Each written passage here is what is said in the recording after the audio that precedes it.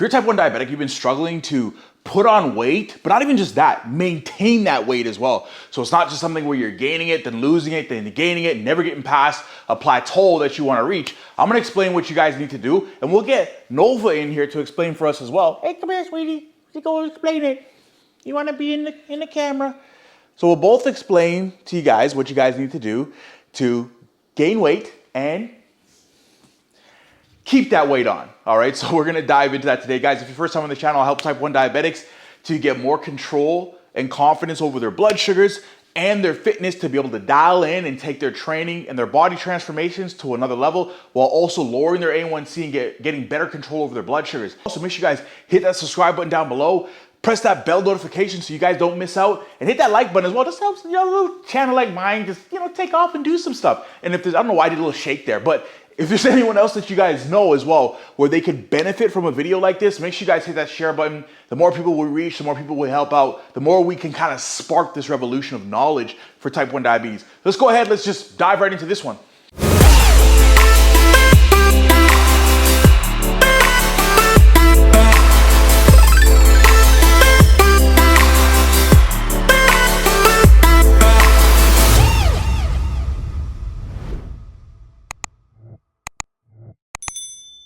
There's three things in this video I want to focus on that are really important for you to understand. And when you understand this, it's going to help you to really take things to the next level with the weight that you gain and the muscle you develop, right? And being able to sustain that over time. So the first thing we have to look at is macronutrients. Now, I want to break this down in a more simplified way, because I've talked about building muscle and gaining weight on my channel before in some other videos, but I want to kind of break this down into a way that's structured to get you to understand it from a slightly different perspective.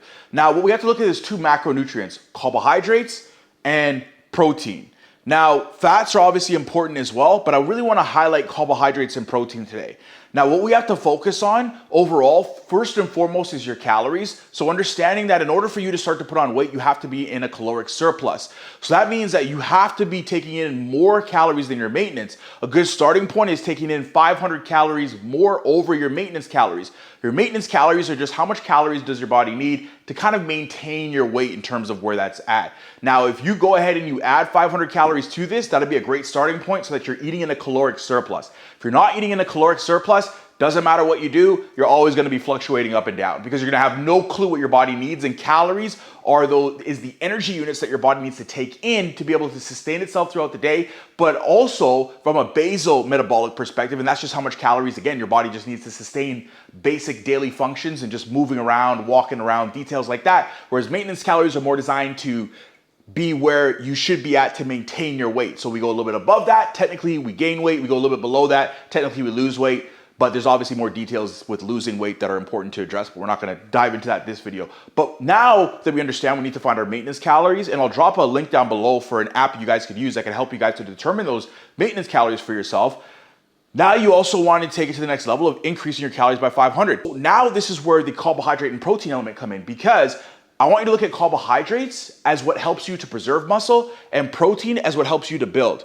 Now you have to understand, again, our body prefers to use glucose as the most readily available fuel source. And we already know how it feels when you go into a low blood sugar level. What do you need? You don't need fats or protein. You need carbohydrates or glucose. Oh, hey, Tetley, nice of you to join us. And so when we do that, what you guys want to focus on is making sure that you guys are getting enough carbohydrates in. Those carbohydrates, by increasing that, you're also increasing insulin. Think back to when you were first diagnosed and you lost a lot of weight because you had low insulin levels on your body and glucose wasn't getting into your cells. So now when you increase your carbohydrate amount, now we're going to be able to increase insulin, which is going to help you to start to put on weight, because insulin is the most anabolic hormone in our body, meaning it works really well at putting together molecules, smaller molecules to make bigger ones. Think about amino acids and glucose to be putting into your body's cells, and amino acids, the building blocks of protein, muscle tissue. And so when you guys increase your macronutrients, again, you want to increase your carbohydrates. You also have to remember in terms of how carbohydrates help you to preserve muscle, when we think about the body's energy systems. Now, I've spoke about this before, but your body, we can break this down to three energy systems. You've got your ATP, CP system, which just utilizes already stored energy in the form of what's called ATP. And ATP is the energy molecule in our body. And so after your body utilizes this ATP, which during workout and training sessions, usually it gets exhausted about that 5 to 10 second mark, we could argue. Now, within that, your body then relies on the second energy system, which is called your glycolytic system. Glycolytic meaning glycolysis, the breakdown of glucose, to be able to utilize that to create more ATP or more energy. And so because of this second energy system, the glycolytic system, which might as well just be called the carbohydrate system, your body is going to use carbohydrates or stored glucose for energy rather than using muscle tissue.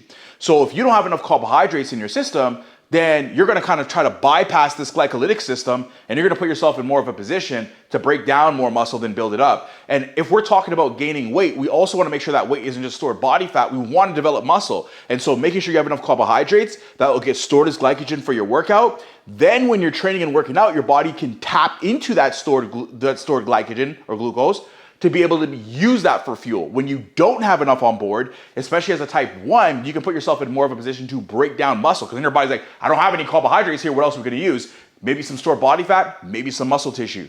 And so now you're putting yourself in a position of catabolically breaking down muscle. Now, the more carbs you have on your body as well, the more water you're gonna hold. For every gram of glycogen, your body's gonna hold about 2 to 3 grams of water as well, which is also gonna add to your weight. Post-workout now, if you're not eating enough carbohydrates, then your body's not gonna be able to replenish or restore that glycogen, the stored carbohydrates during your workout that you burned for energy.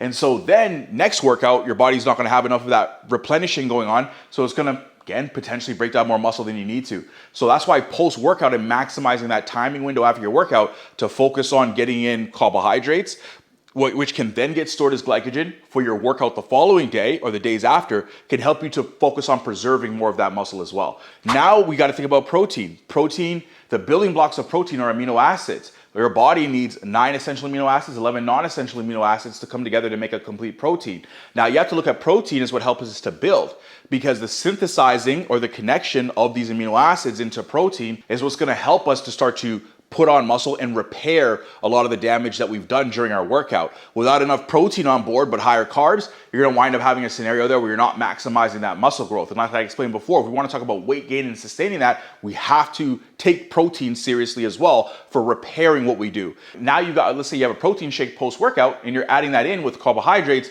Now you've got more of that insulin dose that's going to come in. Again, insulin, that anabolic hormone we talked about earlier, also helping you at the same time to trigger more pathways that are designed to help your body to build more muscle. Think about things like the mTOR pathway, which gets triggered with insulin. And so if you don't have enough insulin on board, you're not going to trigger these pathways that are responsible for upregulating how much proteins get released in your body. Focusing on something like 0.7 grams to 1 gram per pound of body weight is a great starting point, and working your way from there. Because many times, and I'll see this as a coach, is that I'll go in and I'll see that protein levels are just way too low than what they should be. And if you take someone that's really working out and damaging that muscle tissue, but you're not replacing it with enough protein, then you're gonna wind up having that position where you're breaking down more than you're actually building.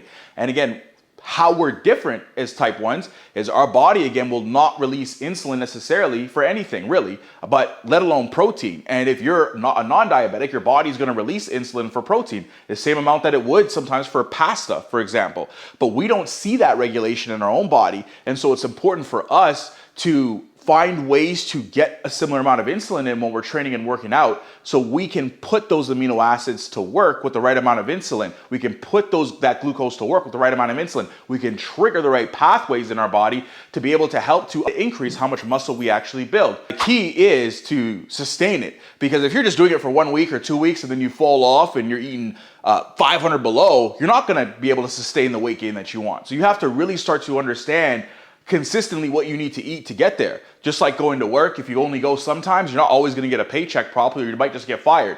And if you're not getting yourself where you need to go, that's where you need to shift things up a little bit until you are. Maybe instead of 500 calories above maintenance, we go up and we increase by another 300 and try that for a few weeks. And this is a final point, a little bonus point that's important for us to remember, of course, is if you're trying to gain weight and sustain it, bottom line, blood sugar should be in control. If you think you're just gonna just show up and just work out constantly and blood sugar's all over the place, you have it backwards. You're not gonna get yourself where you wanna go and you're gonna hit a wall. The first and foremost thing you need to do is get the blood sugars under control. And if you are really struggling with that, you gotta reach out for help. Whether it's me or it's someone else, reach out for help, because that's gonna help you to really dial things in the way that you need to be able to take your body to the next level. If you have chronically high blood sugars, chronically low blood sugars, it's going to put you in a scenario where you're not maximizing the nutrients that you're putting in your body. Imagine you're eating all these carbohydrates now and you're putting things together, but your blood sugar is getting blown out. And so you're hitting 300s, 400 mgdls, and you're way above what you need. Your body is not going to use that when you're working out. And if anything, it's going to thicken your blood and increase what's called viscosity in your blood, which is what you don't want when you have high blood sugars, which can impact heart health as well while you're training and working out. And so when we think about a longevity perspective of what we're doing here, it's important to first dial those blood sugars in, understand where those ratios should be, start to really take that serious and be mindful of where it is to gain the knowledge that you need to get those blood sugars stable. Now you know you're going to utilize the macronutrients you're putting in your body the best way possible. And again, if you're working out with higher blood sugars, sure, the body can use some of that to bring things down, but you might outpace what your body actually needs. So if you're really high and your body can still utilize some of that glucose for sure for energy, but it might not be enough to really be able to preserve your muscle while you're training, and your body will just tap into more muscle tissue and break that down more rather than preserving it, especially if you're training with a high blood sugar level. That can even set you up for having a DKA scenario as well when you're training with higher blood sugars. And so you really want to be mindful of that too. And the first and foremost thing is getting those blood sugars dialed in. Just as a side note too, you should also be focusing on resistance training. Strength training by far is the single most important thing you can do to build muscle and put that on your body, especially because we're more susceptible to losing it than non-diabetics are, just because certain genes get upregulated. I've talked about this before, like the FOXO gene, which can increase protein breakdown in the body, muscle tissue breakdown. Also, again, the fact that our bodies don't release insulin with things like protein, so we really have to navigate a dysregulated system. We really want to make sure that we're doing everything we can to put on muscle tissue. Hope that helped you guys out. Coach Jay, just want to give you guys a different perspective on looking at carbohydrates and protein to help you to build muscle and sustain it over time, and some key things to really pay attention to.